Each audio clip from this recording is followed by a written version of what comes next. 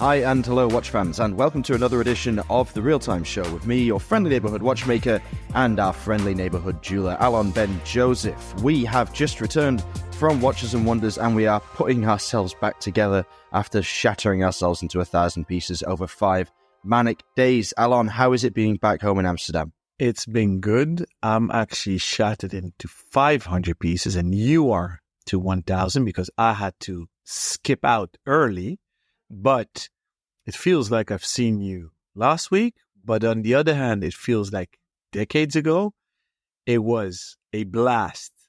As usual, great fun, great energy.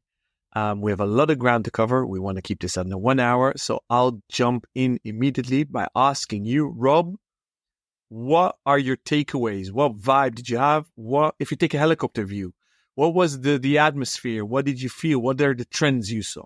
Well, I'll tell you, a helicopter would be damn useful for getting around Geneva because Watches and Wonders is no longer, or nor was it ever really just about the Palexpo.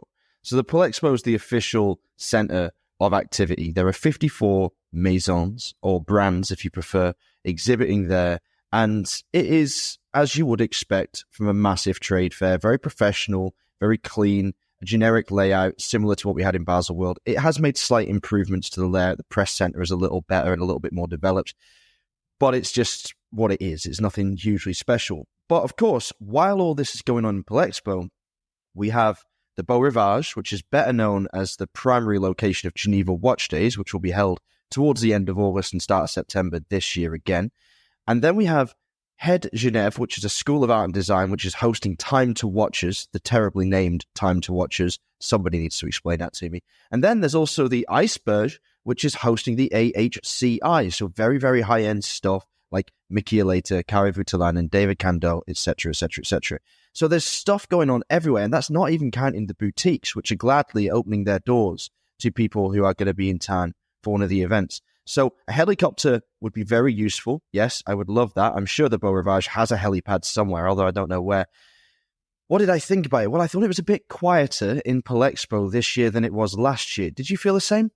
I do feel exactly the same. I got a bit mixed up because we started on Monday, which is not an official day for technically nobody. You and I added that day because we knew I had to come back earlier to Amsterdam. But then it became a jam-packed day because I believe I did 63 meetings in 3 days. I believe you passed the 100 mark because I didn't even dare to look at your calendar in our shared file for the other days that I left. But so I got confused because on Monday we did the Beau Rivage mostly. And Tuesday is the official day when the Palexpo opened. We were there on the dot, 9 a.m. So I said to myself, probably people got caught up either at checking in, getting the badges, putting their bags away. But yeah, it was quiet. On Tuesday, I was back at Palexpo again. Less busy. And then when you talk to people, you heard that there was less footfall indeed. I mean, it was generally a quieter event in many ways as well, because most of the brands had subtle updates to either existing stuff or like an evolution, not revolution, as you like to say. It was very much that kind of fair. There weren't really any haymakers dropped by any brand. There was big news, of course, and there's lots of talking points, so we'll get to those in a moment. But there weren't really any individual standout pieces at Palexpo itself. Most of the fireworks, in my opinion, were found at the Beau Rivage. Do you think the Beau Rivage has somewhat upstaged the whole Watches and Wonders event? It's funny that you said that. And you know who actually empowered them is Mr. Dufour, the CEO of Rolex, because he hardly gives interviews. He gave one or two for very major titles, Swiss mostly. And he called everyone exhibiting outside of Palexpo pirates. So piggy banking on the Watches and Wonders organization, he called them pirates. And the funny thing is, these pirates started running with this name, including our dear friend Marie, because I saw somewhere she published that the pirates had a successful fair. And yeah, it was alive, it was kicking, it was buzzing, it was casual, it was fun and innovative. You felt the vibe, which was lacking, I find, at Palexpo a bit. So yeah, I concur with you, Rob. What do you think an event like Watches and Wonders held in a place like Palexpo, organized by very conservative companies working together on something like this, what do you think they can do to inject a bit of vitality into it? Is it possible, or is it always going to be a little staid in comparison to the good piratey ship that we have sailing down near La Clément? You know, I have been saying for years that I miss Basel World. And the last 2 years, I've been thinking these big egos need to get over themselves and freaking move back to Basel. Why? Because Messe Basel has the infrastructure and the square meters to host everyone. What they're doing right now is absurd. You need to be inclusive. I'm not talking about your workforce. I'm not talking about Me Too generation. It's all about working together. And you know what? Even if they are, he calls them pirates, Mr. Dufour, they're not pirates. This was always the case at Basel World, and every fair you'll see, there is always like an ecosystem in waves outside of the epicenter of things. So I don't think Geneva has a big enough place to host everyone in one place. So if that's the case, and I'm ignorant on this topic because I didn't look what fairs and fairgrounds there are available in all of Switzerland, but they should work together. And you know, now this was the second year that we have this half mishmash of the old SIHH with the beautiful, neat, posh, high-end, one facade, and on the inside of every booth, you have your own world. Now you have this half Basel World, literally the old Rolex stand and Tudor stand, plus Patek and Chopard are lifted and then put bang, boom in that new hole. And then this year we had 4 new brands that were on a higher level that you and I got lost every time and we couldn't find it. So we're Nomos and Norcan and Raymond Wilwer and Bremont. So it's a bit of, they're literally all over the place. So I highly urge to everyone working in the industry, guys and girls, please work together. Because in the end, we're in it together, pirates or not. I believe the Messe Basel is the biggest convention centre in Switzerland, so there's nowhere better for it, really. But I don't know. I don't think that Basel World had the same vibe, the same enthusiasm, like seeping out of its every pore that the Beau Rivage does. I wonder, is it just the Beau Rivage being such a sort of ornate and luxurious setting, or is it the furnishings? Everyone's on sofas, or some of the suites still have the bed in because you have to pay extra to have the bed removed. Is it literally that sort of softness of the environment that makes you feel comfortable and relaxed? Do you feel more like you're visiting friends because you're literally hanging out in a bedroom? Or what is it? Because what I lack from Watches and Wonders, and what I lacked similarly from Basel World, was the intimacy, I guess. It was always so cold. What do you think? Can they do anything about it? Can they make it better? Good question. So now that you're saying that, I'm listening to you. We often visit friends, so it's skewed. But if I dissect it, you're right. These old school fairs are very transactional. They're set for you there to give something, either money as a retailer or millimeters if you're a journalist that writes, or literally minutes of audio for us podcast journalists. In the hotel, they're usually the underdog brands. I think they're more casual anyways. You're right, because you have sofas and beds in there.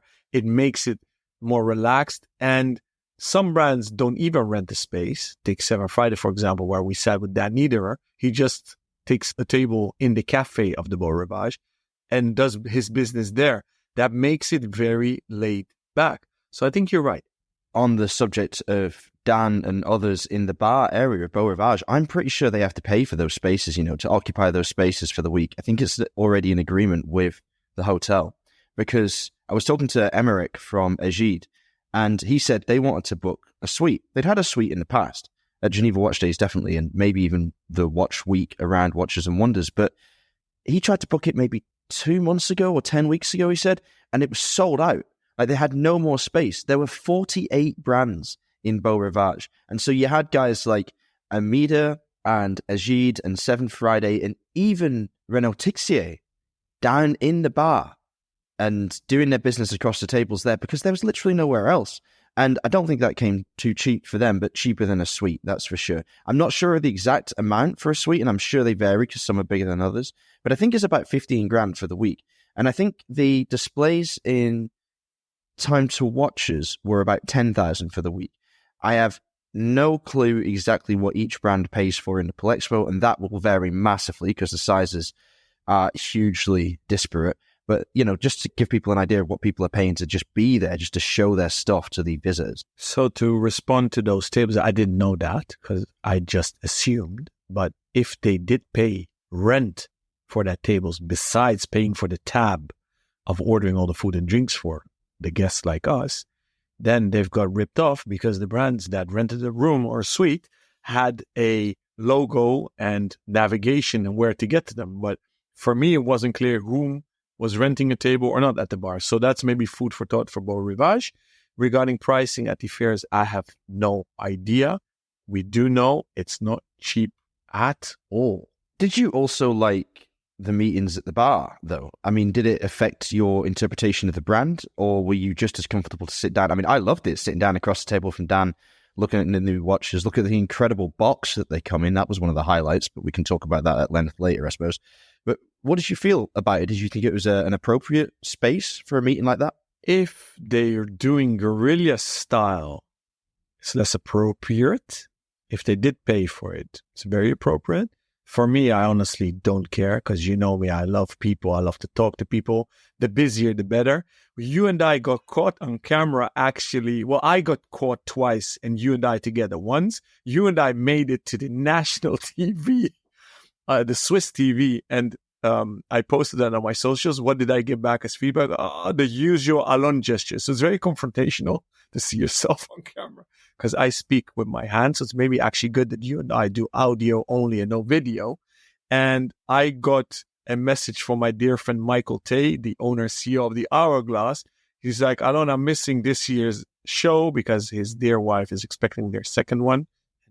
Hopefully it's there yet. And he says, I saw you on the recap of Watches and Wonders video 1, so I had no idea they filmed me. So I went and I had to Google that, found myself, and you see me in there with all my gestures again.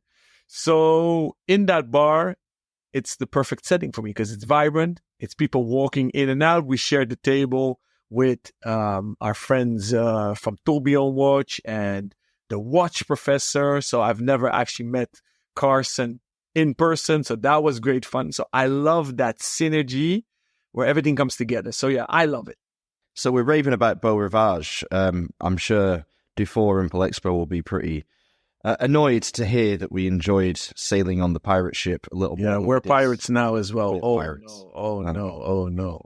We always have been, I think. So talking about watches, so I found you in Beau Rivage. We'll start at the beginning, and then we'll pick up the pace with some absolute highlights. Sniffing around, you had this day on Monday where you got into town a little bit before me, and you were sort of wandering about, figuring out who you're going to go see, who we didn't have an official meeting with later in the week, and somehow we hadn't made a meeting with Bern, had we? And we that's where we coalesced, and we got to see the watches again and meet the people behind the brand again, and that's always fun because they're a vibrant couple. And that was a nice way to kick things off before we saw Dan at 7 Friday, and then we went and saw Carlo at Tutime. All very good stuff. No like mega new releases, like evolutions of the same concepts as we discussed before. I think 7 Friday's 3D model, it's called 3D, isn't it? It's actually hard to say. I always have to force myself to pronounce the TH on 3. So now having to forcibly drop it is a bit jarring, but that's cool as hell. The box, like I mentioned, is insane. It's all 3D printed, finished in a remarkable way using like the top-notch technologies available to the brand. It's this lattice work cube that has a big lock on the top and it folds out into many levels with the watch like carefully snuggled in the center. It's absolutely stunning work. And I think that concept is great. We saw some stuff that's coming, but it's heavily embargoed, so we can't talk about that. But it's very exciting to see 7 Friday really pushing the envelope with design, and I think getting back to their roots a little more, because when they tried to evolve the original TV shape case concept, the models that were close but not really the same, it wasn't as successful. But this new direction, this is what I expect from them. And yeah, the price point is significantly higher, but I think that just adds value to the entry-level pieces. What did you think of that? It's actually fun to see Dan again because we were the first retailer in the Netherlands for 7 Friday. So I know Dan for quite some time. We had him on the show. Fun interview. So if you haven't heard it, go back and find that episode. I don't know the number by heart right now. And it was great to see him. And that's what I love about fairs, seeing old friends, making new friends, hanging out and just talking about our passion all day long. Because our days were very long. We hardly slept 4 or 5 hours every night. You got me drunk only once. So kudos to you, Rob. Well done. Going back to Beau Rivage, we did indeed just stumble into Bern, which was fun. And that's the beauty of that hotel as well. Because the pivotal, the spine of that hotel are the staircases. Because you and I did over 20K steps, I think, every day.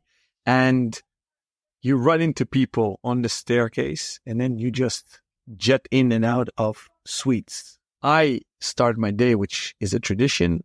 Every fair, I meet up with Pascal Rabessout. He's head of the FHH. So I caught up with him, got a vibe of what's happening in Switzerland. Because I had to leave earlier, I met up with Vahe, our dear friend, today the managing director of HYT. You had an appointment, so I went ahead of you.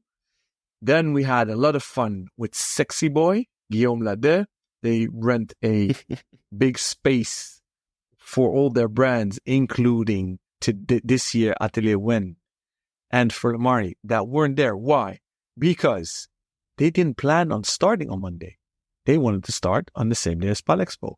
But because so many people were already in town, their PR agent, the best agent in the world, Marie, told them they need to rock up. And they rocked up and they did a lot of business. And she brought Swiss TV. That's why they caught us on camera. So that was a vibrant room. And you had Maison Alce. That was cool to discover. I read about them. They offer you a box set that you can build your own table clock. So it's fun to meet them. It's really about discovery during these fairs. And that's what I enjoyed the most. Afterwards, I jetted off to Bulgari. Did we discuss Aikipod already? No, we haven't touched on Aikipod. That was another one. I'm going too fast. Okay. All right. So I'm all over the place. Sorry, because Bulgari rented the most expensive suite, I believe, at Hotel Wilson. It may be in Geneva, but I think the La Réserve also has very expensive suites. So they rented the top level of Hotel Wilson, which they did as well for Geneva Watch Days. I met up with them there, saw the world record again. They broke another record. We caught up. We talked a bit about arranging visits for our dear TRTS community to come out and meet Bulgari and some other brands during Geneva Watch Days. So stay tuned. Subscribe to our community on WhatsApp if you want to be in the loop and hang out with us the end of this summer.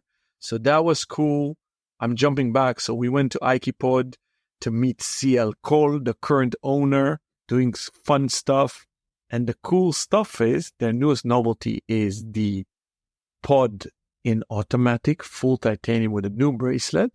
And to my big surprise, our dear friend Adrian Buchman, member of the TRTS network, actually designed that watch.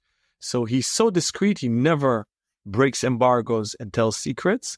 So I was very happy to discover that watch because I love Aikipod. And CL is a cool cat. We met up there with Carson, again, the watch professor. By the way, check out his website because he has daily quizzes on there. Very cool. We're now going to explore how we can incorporate him and the TRTS network a bit more to bring some gamification also to the network. And then TRTS network member Hans-Peter Piet, also guest on the show a few weeks ago, came to see us. So we hung out. And I guess, Rob, that enhances what you just said. It feels like hanging out with friends. I guess that's what we do, right? We meet up with people walk in and you just hang out, and that's fun. It's not so stiff. No, not at all. It was very fluid, very easy. And you've mentioned some great brands in that spiel already, and I want to touch on one of them particularly to talk about one of my highlights, and that was HYT. So as you said, I had a sit-down meeting with Ahe and the team later on in the week, and I was really, really impressed with the new T1. And we'd seen this model on renders before a couple of weeks ago, and I was like, okay, the reduction in size, getting the case down to 45 millimeters, which doesn't sound like a small case, but because of the clever angles of, well, it's a lugless case, really. The way that the strap integrates into the side of this faceted case that sits very comfortably on the wrist made it so much more wearable than the previous stuff. I am really impressed with the dials in real life. The finishing was beautiful. The strap change system, the quick change system, it's kind of like Hublot's sort of button release, but on the bottom of the watch, so it's very discreet, very hidden. It is absolutely brilliant. So I hope that this latest iteration of HYT, because the brand has obviously gone through some financial tumult in the past, and it has come out the other end in a revamped guise once already under Davide Cerato, and now under the leadership of Vahe. So it's very, very interesting to see how this brand continues to reinvent itself, all built around its truly innovative time-telling technology with those fluid-filled capillaries that indicate the passing hours like nothing else. So that was a real highlight for me. On Monday, we ended the evening not in the Grand Duke pub as we normally do, my office as I like to call it, where most of the good business takes place during the week, but actually having dinner with Ulysse Nardin. And I met Stephanie Krieger, the German PR agent for Ulysse Nardin, for the first time, despite having worked with her for years across many different publications and also with the Real Time Show. It was like meeting an old friend, even though we had never met face to face. We had a lovely dinner. We met some very interesting people, some great social media, and not even influencers, I would say, legends, maestros. Yeah, they were absolutely wonderful. They gave us some great insights into how they grow their channels and the techniques that they use. And many of them are data crunchers. They like to look at the stats and look at the figures and really, really create content tailored to what performs best, which sounds obvious. But of course, for those of us that aren't so deep into that side of the industry, it's all very interesting news.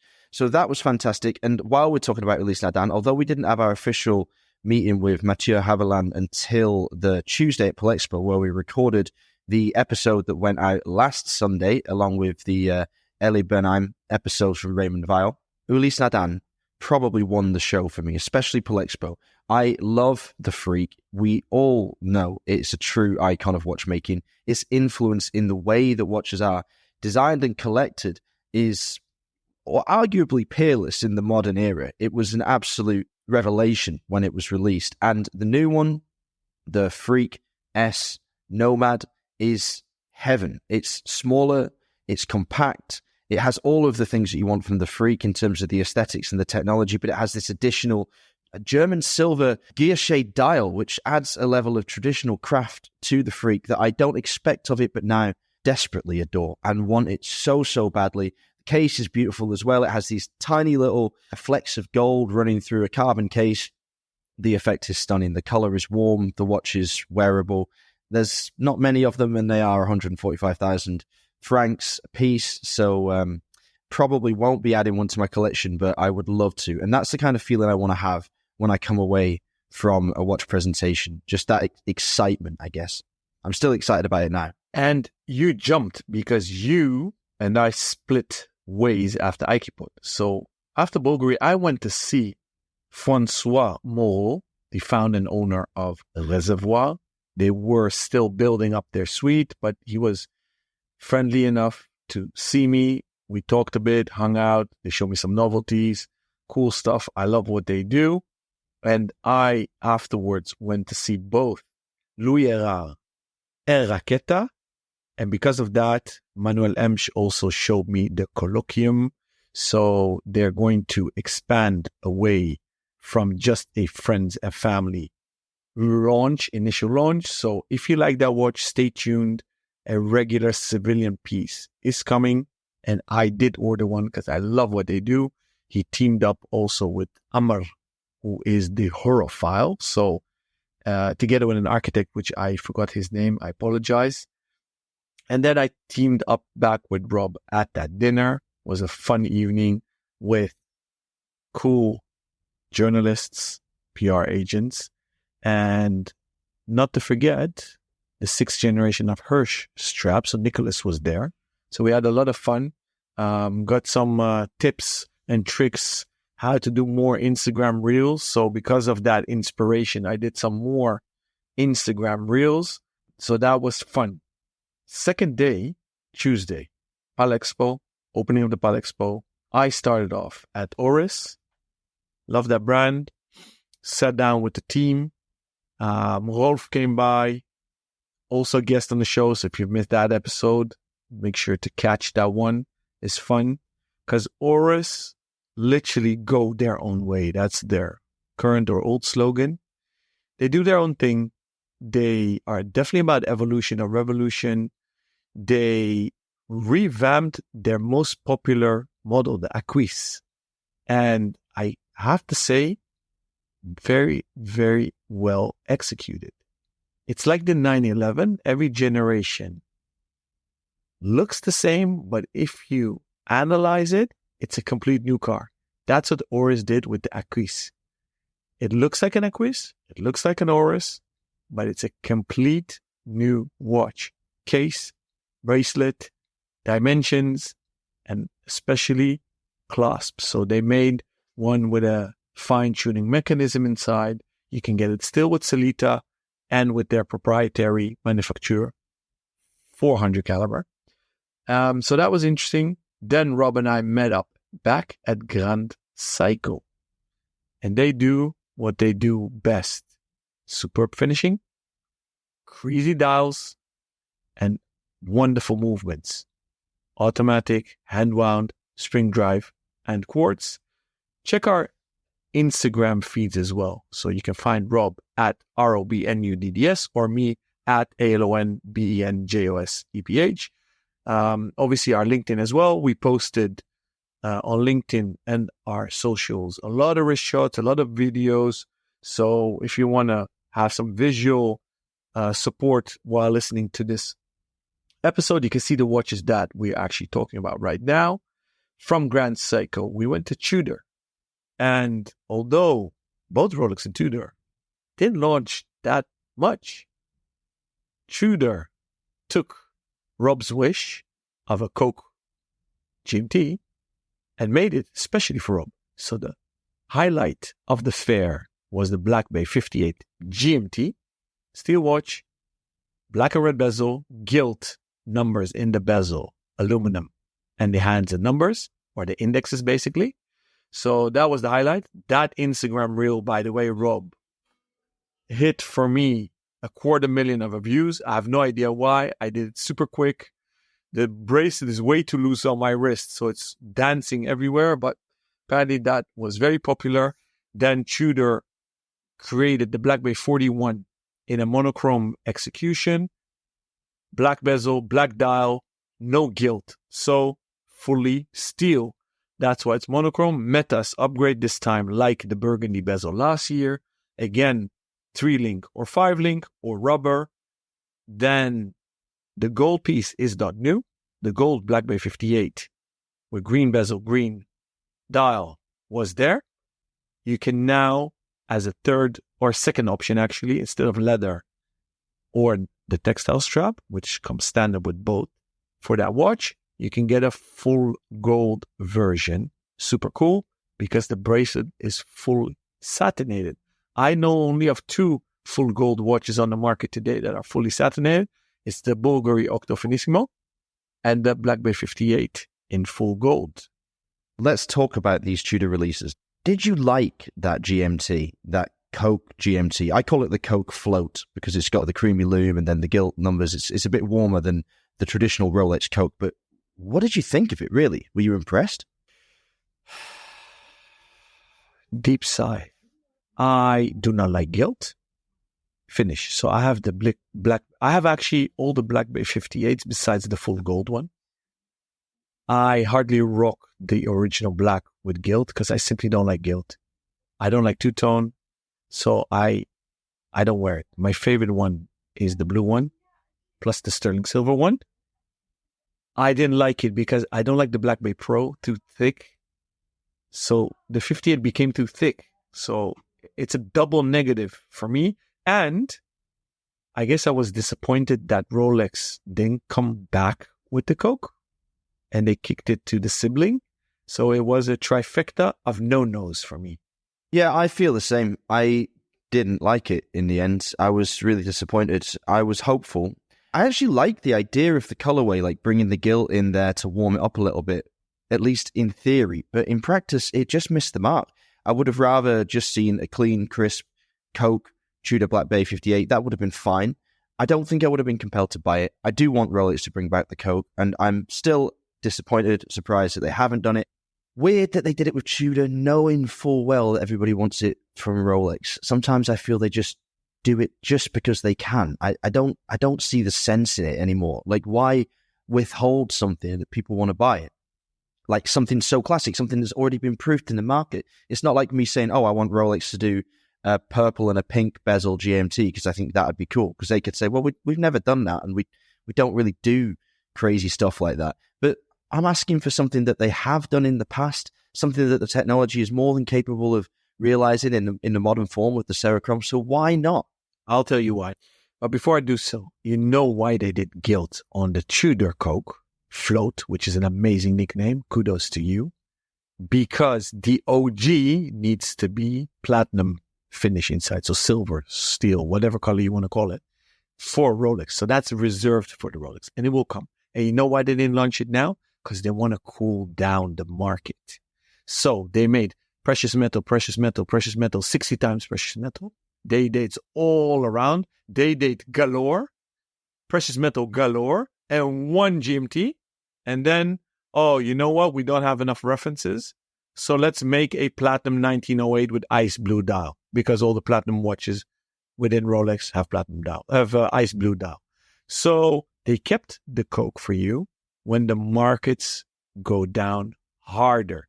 That's a recession remedy. It's a vitamin to revive Rolex. So they're keeping it back.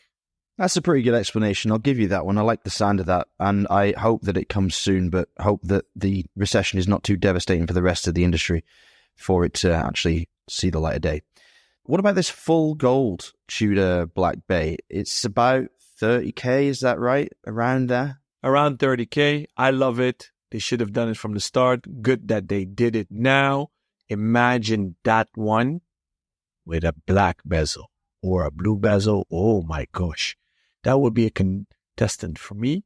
Yeah, with a black or a blue, I could get on board with it a little easier, but it has this kind of drab green bezel and dial, and it's very muted. It's very understated, and I'm not sure that I mean that in a positive way. I think the satin gold is cool. Yeah, I like it. Don't get me wrong, but I don't get the watch. Like, who buys a solid gold Tudor Black Bay? I've sold a few, not that many. The thing is, it's fun and cool on the green textile with the gold hardware. It's not bad on the brown alligator with a gold buckle. Makes it dressy. But suddenly on a full gold one, that becomes a serious watch. And it's a wad of cash. I guess that they'll make another dial combination or color combination soon. And I don't want to spend too much time on it because we only have 60 minutes. There's so much ground to cover. And you still didn't tell me your favorites. So to finish off Tudor, I did surprisingly thought the monochrome Black Bay 41 was a killer. It was good. They should have done it from day one. I mean, they had for over a decade a black version. But that black version had silver aluminum numbers in the bezel. But the indexes on the dials were gilt. So it was a mix. The Black Bay 58 is both gilt on the bezel and the dial. And this was fully modeled.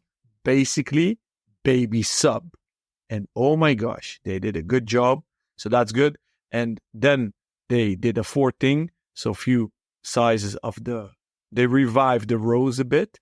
That was a model that kinda was discontinued for the Asian markets. Us European retailers couldn't even order that model. So they've revived that. God knows why, but probably because of the Asian demand. So that was Tudor. I don't know if you want to add something, but if you don't, let's do Rolex quickly. I don't have much to say about either, to be honest. I thought that the Black Bay was nice. Yeah, that was solid. That was decent. I think the gold one is silly, and I have no time for it whatsoever. When it comes to Rolex, it was just extremely dull. The new GMT with the black and grey bezel and the green GMT hand is just so underwhelming. I barely want to give it any time at all on air. And the abundance of precious metal models, I think this is slightly strategic from a pricing perspective. We said before the show started on our build-up show that we wanted to see brands add tangible value to existing products for customers with an eye on the price and making sure that they didn't go crazy. So basically improve what you're already doing. Don't try and like blow the doors off. Just go sensible, go considerate, and give us more for our money. And I think that the precious metal thing is actually quite a smart way to do that in, okay, products that very few people can afford. But from a catalog perspective, it does seem to add a little bit more to each individual model without stretching the prices as far as they might have done during the boom times. Because during the pandemic, people were dropping just crazy bog standard watches and charging stupid amounts of money for them because people would buy anything in that period. And they kind of hamstrung themselves on certain model lines. Like I've said this about the IWC Ingenieur, which is one of my favorite new reissues of recent times. But I think at the price that it is, it's not as attractive as it should be. If it were $7,000, I know it's a stupid thing to say because everyone says, well, yeah, of course, if things were cheaper, they'd be more attractive. But I just think that the product line would make more sense at a different price point. And that's what I mean with these precious metal models, where you could have gone even higher. They might have been tempted to go even higher with prices during the crazy days of the pandemic, but they've put them out at a level which is a bit more palatable and makes the rest of the collection make a bit more sense. The best brand for this, for giving us what we wanted, for me, was another brand we saw on Tuesday. It was the last brand we saw, and it was Alpina. And we had Oliver on last week, just before Watches and Wonders kicked off. And at that point, when we had that conversation, we'd seen all of the new stuff coming on images, but we hadn't seen any of it in real life.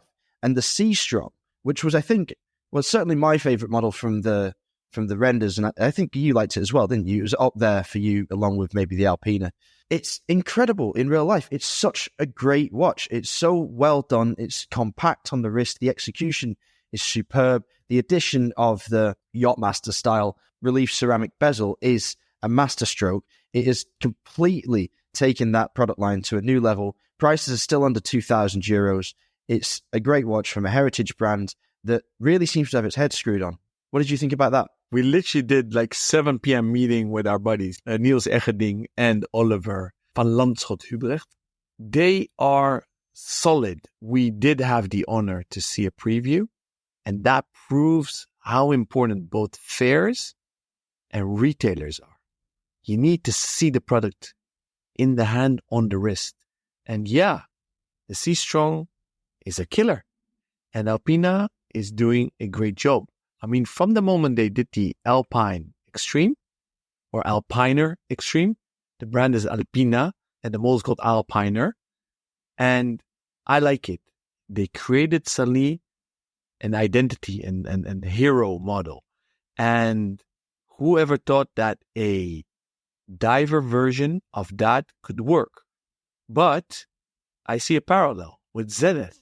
They did the same with the Defy Skyline. Whoever thought that that would work as a dive model? I don't think it does. I think it does. That's my hot take. Yeah, so, and that's where you and I differ, but I have a hardcore, strong, soft spot for Zenith, and I love the heritage pieces, but I didn't want to like a Skyline Defy diver. I'm like, what the F, really? But it works, and maybe both brands, Alpina and Zenith, caught me with their orange, and you were already buttering me up by wearing our Sherpa TRTS collab on an orange strap. That I don't have my watch because my watch is still touring the world, and Martin, I still waiting for my orange strap, and I know you're listening, so hope you're making notes right now.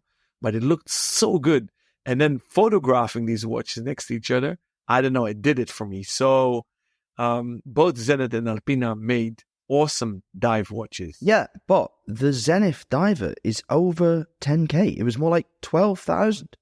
And I don't go to Zenith for a diver. Now, I know maybe I'm a little bit of a stick in the mud when it comes to this and what I want brands to do, but I want brands to really lean into what it is they're good at and not try and be everything at once.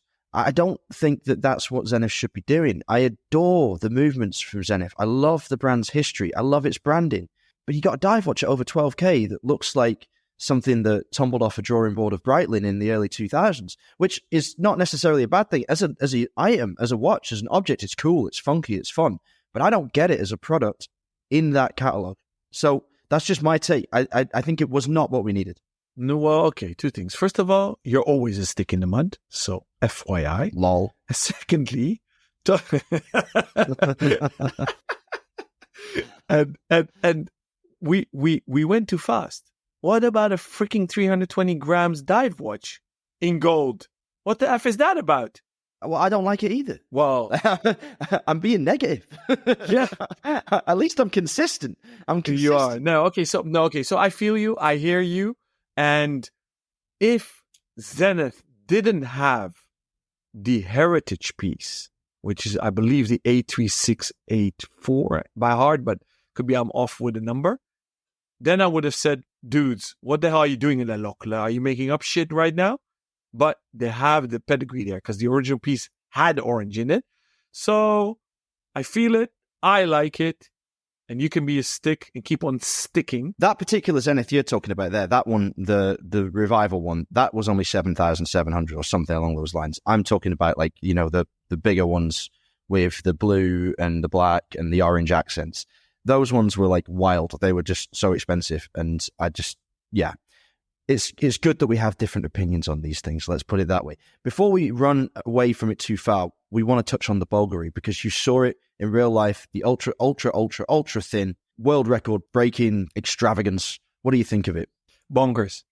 It's amazing how they can keep going at it. And it was a bit confusing because Piaget also claimed another world record again. Bulgari took it back from Richard Mille, the world record of thinnest watch. And they used a Swiss coin to show that I was thinner. It's crazy. I salute them. I will never be, well, I hope I will one day, but probably won't be able to afford one. I believe it's something around 600,000 in whatever currency. It doesn't matter at that point, does it? It doesn't matter. No, it doesn't. If it's yen, then it's pretty good. Yeah. But, you know, it's anything else. Old Italian lira. But what they did, I loved actually, and didn't get that much attention. They teamed up with Tadao Ando again, but focused on the ladies. And they made 4 Serpentis to honor the 4 seasons of the year. And they made amazing marquetry-styled dials for the Serpenti. And those were my favorite Bulgari novelties this year. Yeah, I like them. I also like the new aluminium model with the faded green dial. I've got a soft spot for those aluminiums. I think that they're kind of leaning somewhat towards the old Scuba line now, and I'm hoping that the Scuba's going to come back because that's one of my most missed models in the world of watches, the Bulgari Scuba. I really, really love it, and I want to get one. I've always got them on my watch list on Chrono24, but I'm convinced Bulgari's building to a re-release of it in the near future, so I'm hoping that's coming, and maybe with an aluminium case as well. That would be interesting. When it comes to these ultra-thin watches, they're kind of like the Formula One of watchmaking, right? The technology that they're developing in order to break these world records and to make these statements and to blow everybody's minds is relevant to watchmaking en masse because it can be applied to more regular movements and more space can be made within a regular size case for additional complications. But as an object itself, I find these ultra thin watches a little bit ridiculous. Like, they're so thin, they almost incomprehensible as a thing, as a working object. To look at it, you're like, well, that can't be real. Like, there must be a point at which they can't go any further with this, and these components still function. And I look at it from the side, and you know, the bracelet is thicker than the watch, really. And it's like, well, how does that feel on the wrist? Does it feel comfortable? Or does it just feel absolutely bizarre? Have you worn one? Any of these ultra thin models for an extended period of time? For an extensive time period, that's a bit long, but I did have the honor to wear the watch for half an hour of my 1 hour appointment. And what's confusing, there is a version that also uses platinum and 2 blue subdials, but I had the titanium version with a backplate made of tungsten carbide that prevents the flexing, because at a certain point, how thin can you go, right? And that's the problem with the Piaget Altiplano. You can't hold them because they bend and they flex and etc.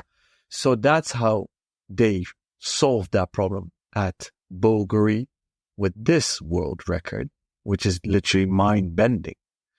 So going from Bulgari, Rob, I kind of want to do a quick intermezzo. I want to hear from you. Shotgun. Gun to your head. Your top 3 watches. Top 3 watches. Well, okay. Ulysse Nardin, Freak S Nomad, HYT T1, and the one that pops into my head is the Alpina C-Strong, which is maybe a surprising choice for a fair that had so many heavy hitters there. But that was one that really impressed me. It stuck with me. I was, thrilled by it. It was what I wanted to see. It ticked every box of what I expected. If you allow me one from the smaller brands though as well, I'll say the Doxa 200T. That was a special watch because that is just like the C-Strong. It takes all of the experience, all of the heritage, and it puts it in a package that is up to date in terms of sizing, incredible value. The Doxa 200T is like €1,500, and it comes in a wide range of colors. You've got the classic orange, the Shark Hunter, the Sea Rambler, so that's the black and the silver, and then you've got the Caribbean blue and the yellow, and there's this ocean emerald or sea emerald green, very nice, and a special edition in a kind of pastel green with gold indexes. It's incredible. Like that price, I always wanted the Doxa 300T, but I didn't really want to pay what they were asking for it because there's a lot of other dive watches around there at that price point. But now the 200 is just a no-brainer. If you're a fan of dive watches, if you're a fan of a good, solid daily wear watch and you want to spend under 2,000, you can't go wrong with either the Doxa or the Alpina. So I'll put those two in there, both like cute, affordable dive watches. They're in my number 3 slot. But the big ones for me are the HYT and the Ulysse Nardin. What about you? Some people categorized it as Palexpo favorites and then outside of Palexpo, but you mixed it all, so I'm going to do the same. So for me, I have a soft spot for IWC, but felt that ever since George Kern left, he set a trend of making it a fashionable watch brand instead of a technical watch brand. And I didn't like that move, and Christian continued that, but I do have to pay him credit. This year, he got me hooked again with the Eternal calendar. So the Portuguese Eternal calendar, not the perpetual, but the Eternal. They programmed it up until 3,999 because we have not decided yet if the year 4000 is a leap year or not. And that blew my mind aesthetically, but especially technically. I'm not such a fan of all these Pantone storytelling things they have done and did this year again. But the number 1 spot goes to the Eternal calendar. Then, going from the one side of the spectrum of craziness, I'll go to not craziness in price, but definitely in concept and colors. Although I'm not really allowed to call it the Super 31. Nomos, newbie at the fair at the Palexpo, the Watches and Wonders, official exhibitor at the Watches and Wonders, because that's very confusing. A lot of brands say they are at Watches and Wonders, and those are the pirates that Dufour refers to, but they even brands that don't exhibit anywhere and say they were present at Watches and Wonders. So, Nomos, Glashütte, literally was one of the 4 new brands exhibiting at the fairgrounds, at the Palexpo, at the official Watches and Wonders. No pirates. They hit a home run, 31 colors, cool, vibrant, crazy color combinations of the Tangente 38 date. I love it, and they take the 2nd spot for me. And then 3rd is for me HYT. I knew what was coming, but seeing the watch in the metal on the wrist, I love it. And it's the first ever HYT where you don't see those pumps. I call them the hydromechanic pumps that push the liquid left and right. I've always loved HYT. I still do. and I'm happy they're still alive and kicking. And they pushed the price down, so it's still a lot of money, but easier to reach. And I was scared it was too big and too chunky, but really, really works well. I didn't want to love it. Unfortunately, I do. So congratulations, Vahe and HYT. And then some bonus awards. I want to hand Sin an award. I haven't seen them for donkey years. We had a cool, fun meeting with them and love what they do. So a little shout out to them. And then, you know that I got super excited listening to the episode, TRTS episode with Beauregard, with Alexandre Beauregard. I couldn't unfortunately join the actual interview, so I listened to the episode as a civilian, as I do. I never listen to the episodes where I'm on the episode, but the ones that you or David do where I'm not at, I listen from A to Z. That dude is so passionate, it radiates through the airwaves. I've had the honor to meet him twice during the fair.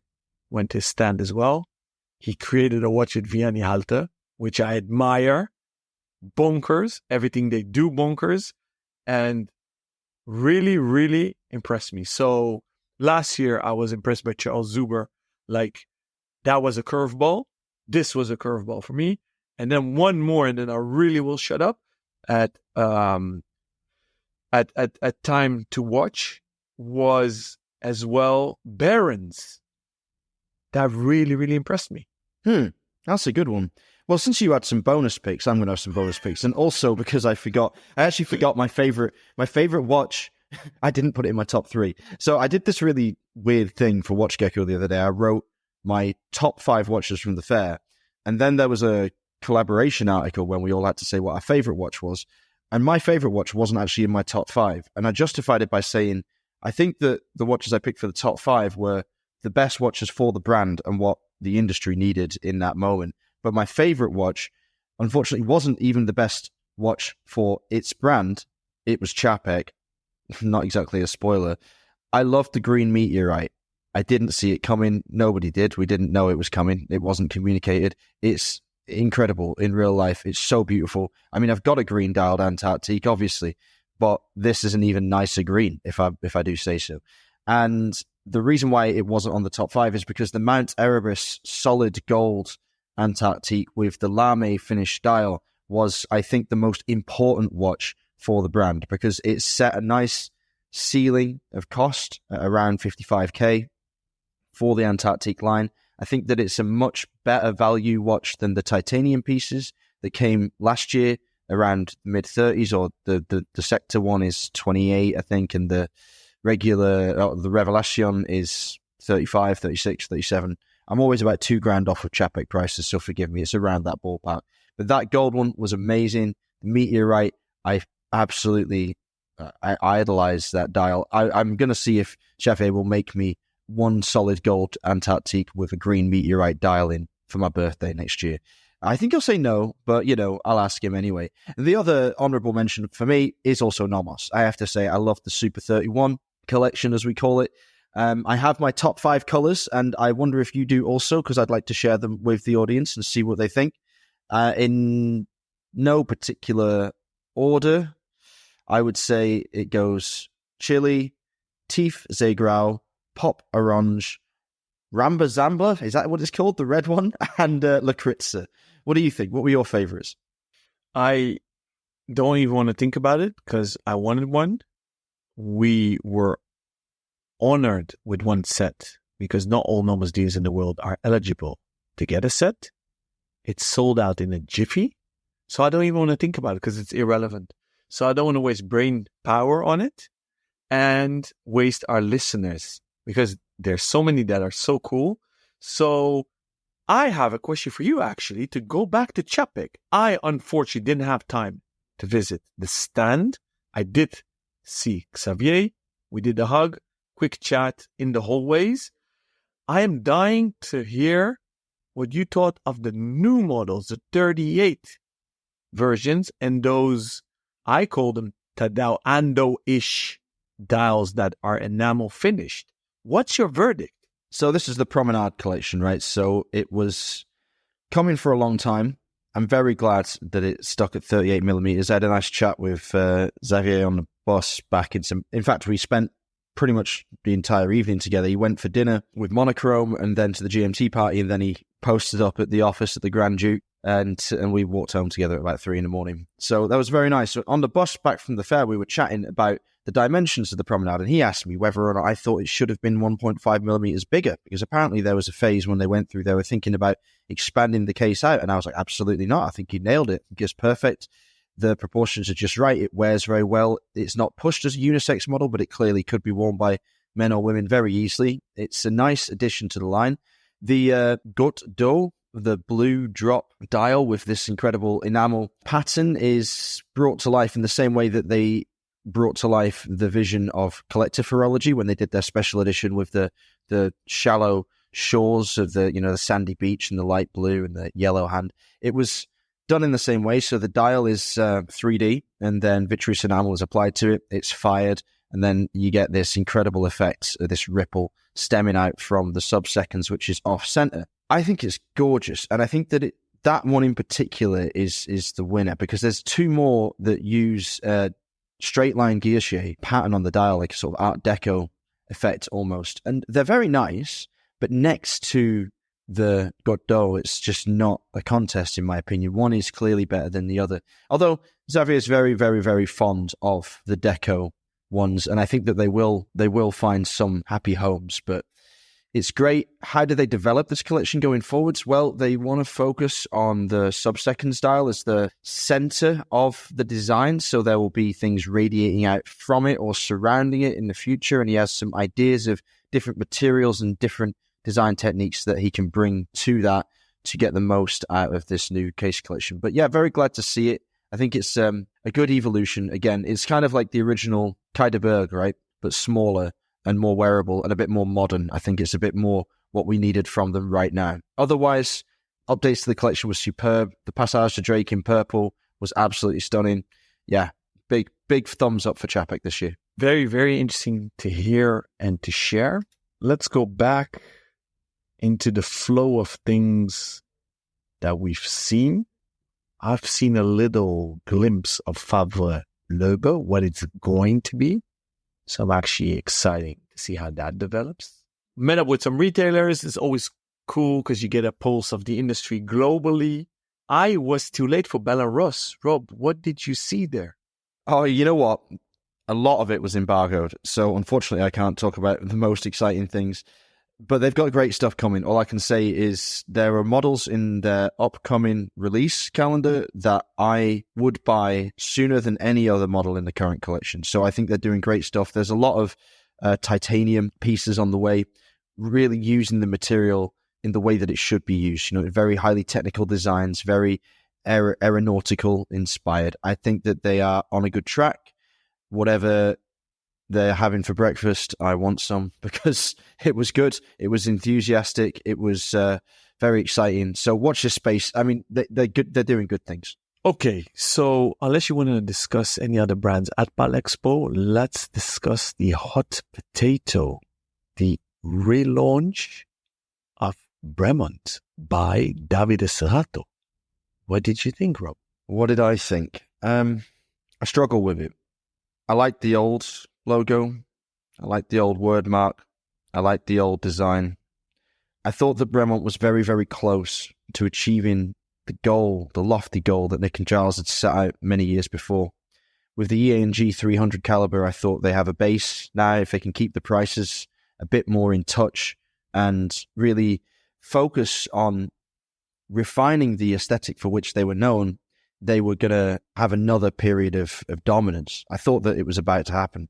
Instead, we got, it wasn't really a soft rebrand. It was kind of a very heavy-handed one. There's a new logo.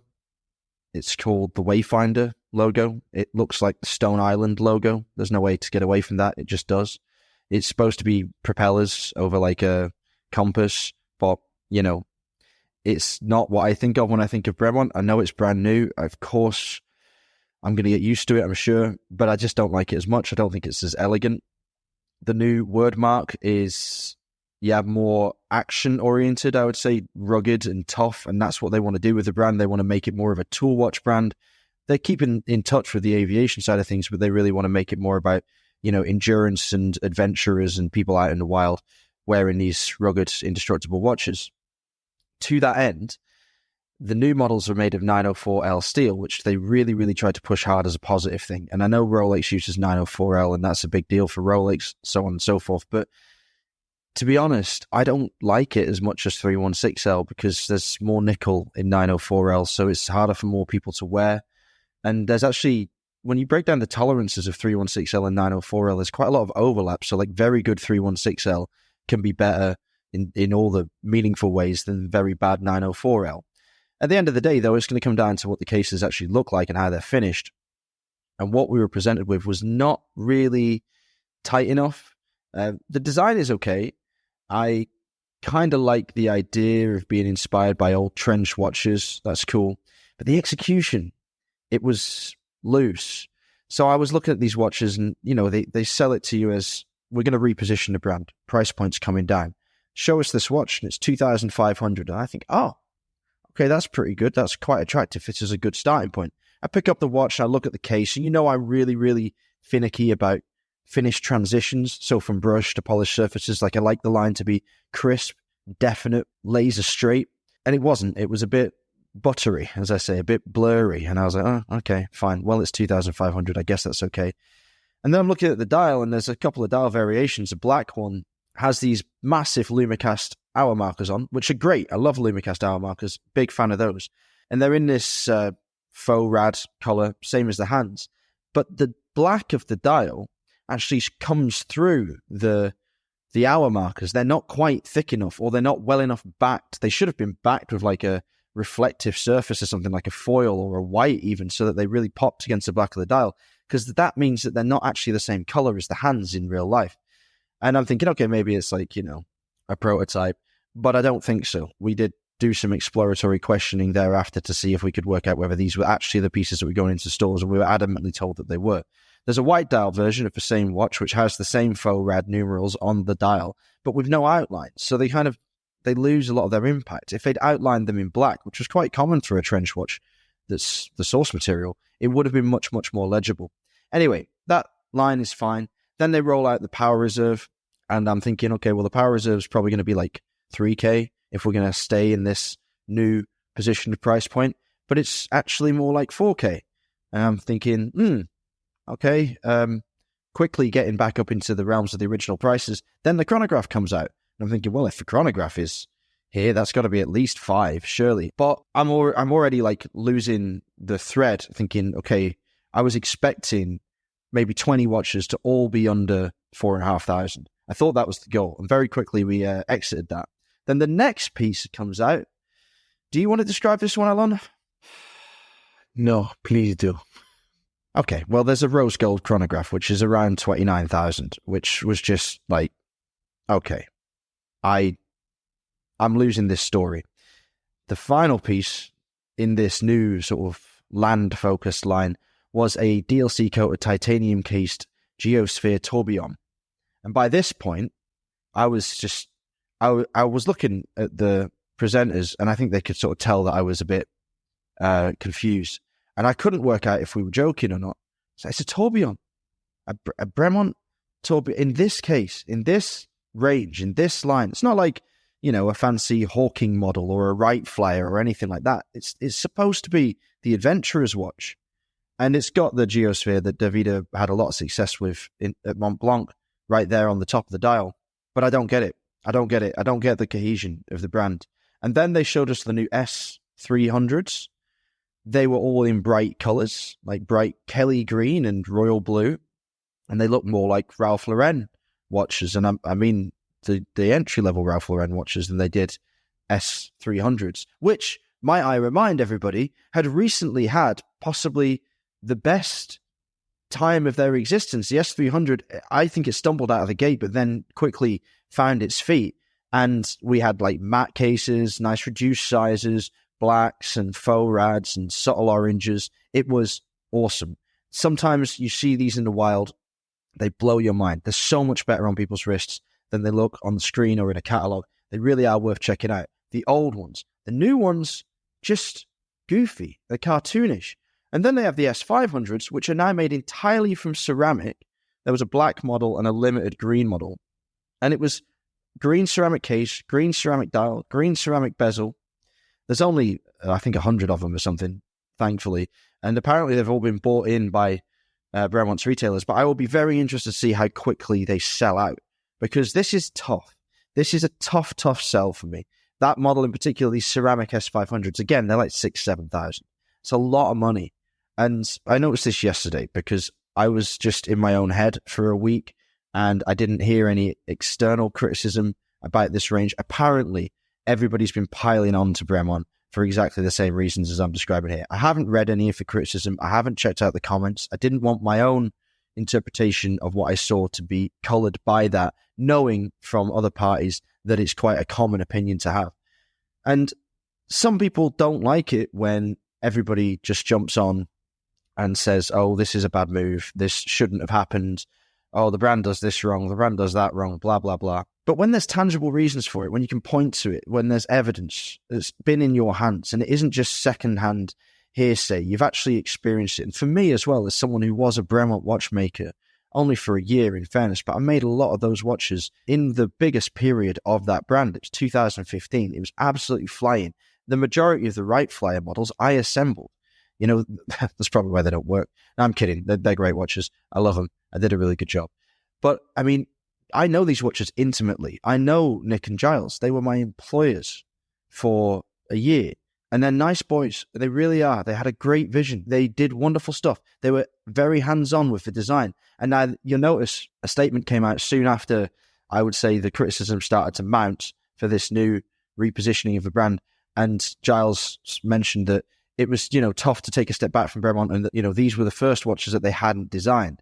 And, you know, you can read that statement however you want it, but it's quite clear that it's important for them at this point now, seeing what the response has been initially, to distance themselves from the watches in case they need to make a return to the fore and kind of pivot if this experiment fails. For Davida's sake, I'm hoping that it flies. I'm hoping that everybody loves it and he gets enough rope to really develop the collection and to turn the brand around entirely.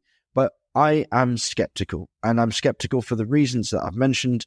I don't want to pour fuel on a fire unnecessarily, but for me, that did not hit the mark. And it's a shame because I love Bremont, the brand. I love the people behind it. I love a lot of the people that work for the brand. I think they're great.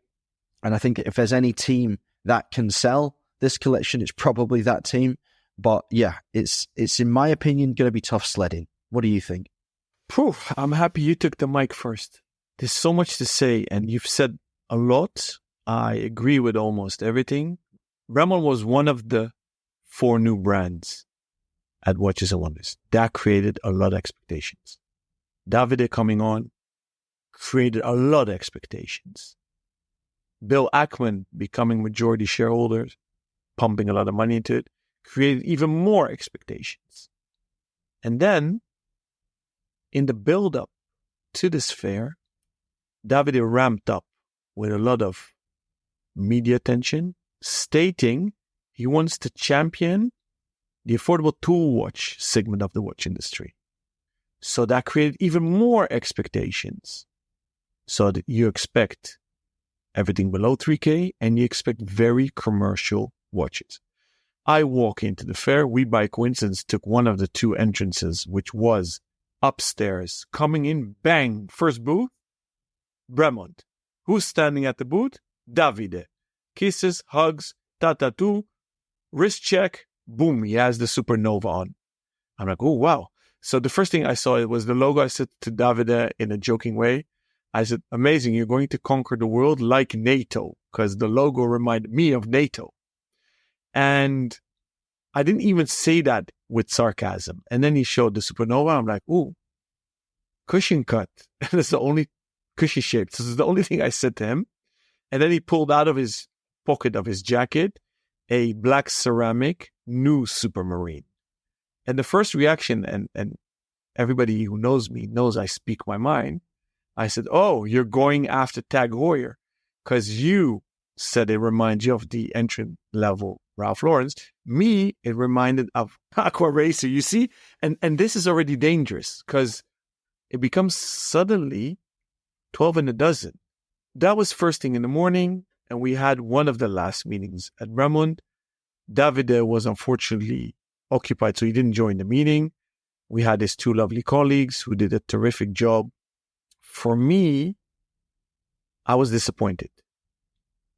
It didn't seem that commercial, so I was disappointed as a fan of Bremont because I've been loving the brand already for 13 years, been also retailing it. So I didn't see a model I wanted to buy, and I really want to support both Bremont and Davide. As a retailer, I didn't find it the cash cow they were saying it's going to be. But that being said, I don't want to be just negative. I liked the new design bracelet for the Terra Nova. He really made something new. I suspected that David had a writer's block. I don't think he had enough time. Although he's there for almost a year, I think he was under tremendous pressure to pivot the company, not just the brand, the whole company. So you see bits and pieces of genius, but it's not coherent. What I didn't like is, okay, they went full plunged on a new logo. Not really my vibe. Indeed, NATO, Stone Island, everybody's making jokes of a compass. I didn't like the font of the new one. I do understand why he moved away from the old logo, because the old logo were were the propellers of a plane, and he wants to move away of being just a pilot's watch brand. What Nick and Giles did already, because they did make dive watches as well. So I understand he wanted to create a more versatile Gada watch-ish brand, but it's not only too similar to either Stoneland or NATO, whatever it reminds you of, but it's very prominent and big. I didn't like the font so much either, although you were in love with the old one. I wasn't stuck on the old one, but I expect more. And then he took heritage for the Terra Nova, so the cushion-shaped case, from Waltham US trench war watches. And that's not really contemporary, is it? So I didn't understand what he's trying to do, because Bremont is in the heritage brand because it's relatively new. And he's trying to mix old vibes with new. And there was a lot going on. I like the Lumicast cut numbers, but I don't like the font either. So I don't even want to go into the two-wheel and the gold chronograph. It's really bonkers. Pricing, I hope they would step down. What surprised me, it seems they ditched the whole proprietary made ENG, I believe 300 calibers. When we asked you and I, they said it's in the pipeline for future launches. So let's hope that it wasn't a waste of investment. The Supermarine, I like the old ones better. There is a new bracelet. Looks a bit like the Terra Nova. When you inspect it, it's different. And then suddenly I saw a resemblance with the Rouleau by Breitling. So for me, the Supermarine became a Tag Heuer case with a Breitling bracelet. So I'm not a fan. It's difficult, right? We've overrun a little bit here, but let's just keep going, because we owe it to Bremont to not just sort of make glib comments and just sort of say, oh yeah, we weren't very impressed. Like, there's a bigger conversation going on here about branding. And I don't think I've ever seen anything quite like this on this scale. I can't call to mind anything where a brand has like changed its logo, changed its word mark, sort of established a new color scheme, this drab olive green, which is kind of cool, actually. I like that very much. And then completely pivoted stylistically. I suppose I'm all in favor of a repositioning of the products, but I don't know why you would abandon something that was very identifiably Bremont. So Bremont didn't really have a branding issue in my mind. It was recognizable. It had its triptych case design, which was really the best thing that the brand ever did, and they applied it to many of the models very successfully. And I can see ways to reimagine these pieces. I mean, the S300 was a reimagining. That was a newish watch that still stuck to the original codes. Why do you think Bremont has decided to do this within its own catalogue? Because part of me thinks, what Davida's created there? Because we're criticizing, yeah, fair enough, because maybe it's not as coherent as we want it to be as a release, even separate from the existing catalogue, but it's almost like a new brand. Like it's not just a sort of change of direction. It's like an entirely new brand within a brand. Like, couldn't they have done a second brand? So super interesting, because I have this feeling that he was under tremendous pressure and had a writer's block, and or because he didn't finish the job, it seems. Why? Two model lines have the new logo, but the Martin Baker is there. Some of the old models are there. The MOD series are there, and they bear the old logo. So I do understand that you can't just throw away all the case backs and all the dials that you have and keep the models as is and just reprint dials with the new logo and the new font for the name and engrave new case backs. But it's a mishmash. And so, and then I don't understand, why do you do only two families? Just maybe say, hey, I love everything that Bremont used to do. I'm slowly steering it into a new direction. Here is a glimpse of where I want to take the brand. New logo, new font, new style of watches. Here's the Terra Nova, and slowly we're going to evolve the brand. And here is my favorite slogan, evolution, not revolution. It seems he wanted to spark a revolution, and he got stuck in the middle. And that post by Nick and Giles, which they didn't post both of them, just one of the brothers co-signed a post 5 days after the start of the fair, which for me was a slap in the face towards Davide. It doesn't seem like they support what he's doing. It's a bit late and not very positive. I also wish both the brand and Davide a lot of luck. And maybe to round off this topic, because to answer your question, Rob, I don't know, but often you'll see CEOs trying to put their stamp on the brand, and they always start with a logo and the font. It's not just the watches. And God knows what maybe Bill Ackman has a lot to say behind the scenes. We don't know. And maybe we should ask, because David did confirm to come on the show. So that's going to be a very fun interview. I wanted to end it on a positive and a funny anecdote. So, first day I'm back in our boutique. First customer I serve, literally 1 minute after we open. Consumer comes in. Hey, I've been at Watches and Wonders. Super exciting. I want to buy 2 watches. And by coincidence, you retail both. Nomos Super 31. Bremont Terra Nova 38. So, go figure. As we say in Dutch, a beautiful watch is a sold watch. So let's hope that all the criticasters are wrong and that there is a market for the new generation of Terra Novas, because it is kind of new. So let's see. Yeah, like I said, it's not so much a criticism of the watches or the collection itself. It's the coherence and how it fits within the whole Bremont family. Because right now, if you go on Bremont's website, there's 248 watches in the catalogue. And that's all the legacy stuff, and that's all the new stuff. And that's a lot of pieces. There's a lot going on. I think that if Davide has time to really refine this concept and clear out a lot of the old stuff and maybe integrate some of the old design quirks of the old with the new more effectively in a subsequent range, then it could work. It could work.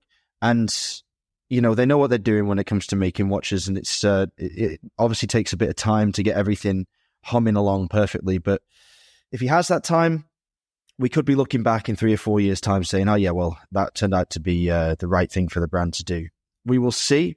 We will watch very keenly and hopefully get a chance to talk to Davide soon about it, because it would be really interesting to know what his design process was and what his longer-term vision for the brand is. And we'll leave it there. So listeners, please, if you do have any comments on any of the things we've discussed today, especially the large sort of chapter on Bremont at the end of the show there, then please get in touch via the usual channels. You can contact us on Instagram.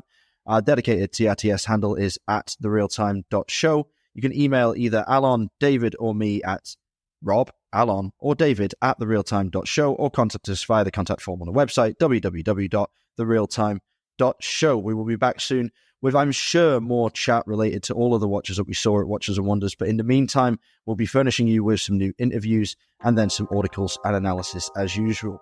Until then, stay safe and keep on ticking.